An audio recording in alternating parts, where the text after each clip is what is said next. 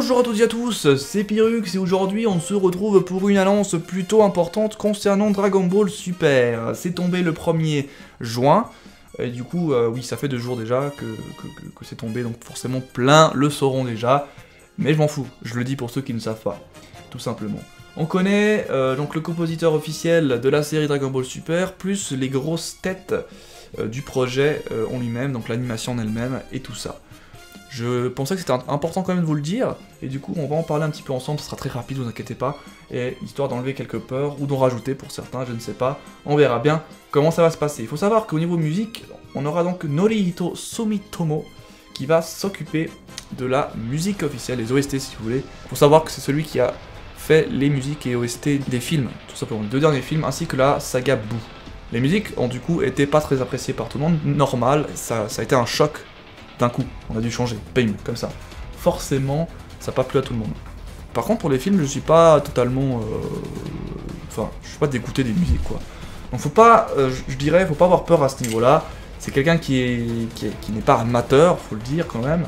Il a du talent. Et du coup, il y a moyen qu'il nous fasse un bon petit truc sur Dragon Ball Super. Franchement. Au niveau des films, il y a eu des... Je peux vous passer un lien, hein, si vous voulez, dans la description, je vous le mettrai, d'OST qu'il a fait. Et vous allez me dire ce que vous en pensez. Pour moi, franchement, c'est pas du tout deg. Franchement, moi je trouve bien. C'est pas épique, ok, c'est pas épique à la Dragon Ball Z. Mais il faut savoir que Dragon Ball Super, c'est pas Dragon Ball Z. C'est une autre série. Il faut changer, il faut savoir changer. C'est comme Pokémon, il y a eu différents jeux. Et il y en a qui restent, c'est une nostalgie, qui reste dans les premières générations, mais non. La 6ème, XY, a été une révolution Pokémon. Elle a été bien faite. Et là, on peut encore se dire Dragon Ball Super peut être très bien aussi. Voilà, il faut juste se dire ça. Il faut avoir cette ouverture d'esprit, et je trouve important que je vous le dise, parce qu'il y en a trop qui restent trop enfermés dans leurs esprits en disant Dragon Ball Z, de toute façon, c'est le meilleur truc qui existe, etc. Non, mais donnez la chance à tous ceux qui vont porter loin ce projet, quoi, c'est ça qui est important.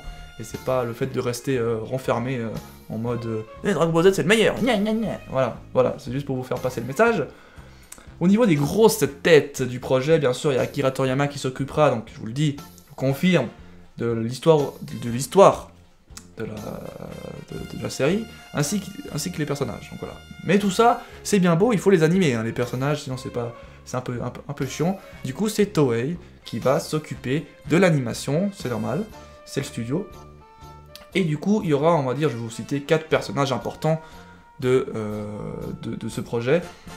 Le premier, c'est Kimitoshi Choka. Donc c'est le directeur de la série, donc c'est celui qui va vraiment gérer le projet de A à Z. Il est très important, un directeur de série c'est très important, et du coup faut pas se dire ouais, juste un directeur de toute façon ça sert à rien. Quand même, il faut quand même gérer tout le monde, c'est pas facile.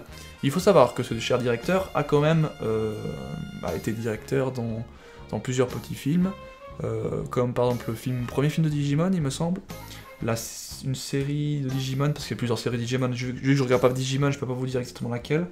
Il a fait aussi par exemple, il en a fait plusieurs, hein, mais des trucs un peu moins connus pour nous. Il a fait aussi le storyboard de Saint Seiya Omega, voilà, faut savoir, c'est pas un amateur non plus, donc on va lui faire confiance. À ses côtés, on a donc 3 autres personnages qu'on peut citer, on peut dire qu'ils sont importants vu que bon, ils sont cités quoi. C'est Naoko Sagawa, Atsushi Kido et Nozaki Osamu.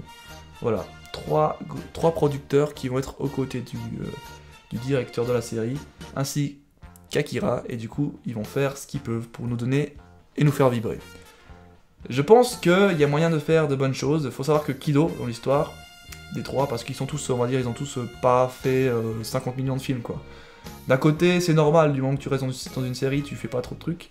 Eux, vu que c'est des nouveaux un petit peu, ils ont fait la fin de Kai, et du coup ils sont là-dedans quoi, ils sont dans l'univers, et du coup ils vont commencer, on va dire, leur gros premier projet avec Dragon Ball Super, donc on peut pas vraiment savoir s'ils seront bons ou pas, donc on peut pas leur cracher dessus tout de suite, hein, on se détend. Kido, faut savoir quand même qu'il a quand même produit à l'époque la saga de Namek, de Dragon Ball Z, donc voilà. Et la saga Namek de Dragon Ball Z est quand même assez énorme, je trouve. Donc voilà, il faut pas tout de suite les enterrer, les pauvres. Voilà. Je pense avoir fait le tour au niveau de ça, donc je sais pas si je vous ai fait peur, enfin dans le sens en vous citant des gens qui finalement c'est pas des gens hyper connus, mais d'un côté, on peut pas non plus toujours avoir des gens connus. Est-ce que les gens connus font forcément du bon boulot? Peut-être, ou non. Là, c'est des gens qui ont pas tellement d'expérience, donc on peut pas dire s'ils sont mauvais directement. Parce qu'ils ont pas vraiment eu d'expérience pure. À part pour le compositeur qui a quand même fait pas mal de petites musiques. Donc lui, j'espère qu'il fera vraiment du bon boulot, parce que c'est très important les musiques.